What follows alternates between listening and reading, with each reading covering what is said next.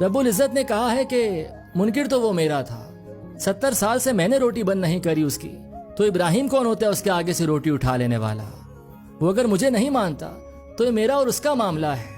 تیرے پاس تو مہمان بنا کے بھیجا تھا، تو بلاؤ اور اسے کھانا کھلاؤ۔ ابراہیم علیہ السلام کی دوڑ لگوا دی، فوراً بھاگے بھاگے گئے اور اس سے کہا آجا، میرے اللہ نے تو مجھے ڈانٹ دیا تیری خاطر۔ اس مہمان کے آگے کھانا دوبارہ رکھا تو وہ بولا ابراہیم تیرا خدا تو بڑا زبردست ہے، میں اسے مانتا بھی نہیں پھر بھی وہ میری سفارشیں کرتا ہے، چل مجھے اس کا کلمہ ہی پڑھا دے، اور اسے ایمان نصیب ہو گیا۔ تو یہ ہے میرے رب کی شان، ایک مشرک کی روٹی کی خاطر اس نے خلیل اللہ 4000 نبیوں کے باپ ابراہیم علیہ السلام کی تنبیہ کر دی، انہیں ڈانٹ دیا۔ اب تم اسے مانو یا نہ مانو، وہ رزق تمہیں پھر بھی دیتا رہے گا۔ تو لکھو کامنٹ میں فَبِأَيِّ آلَاءِ رَبِّكُمَا تُكَذِّبَانِ۔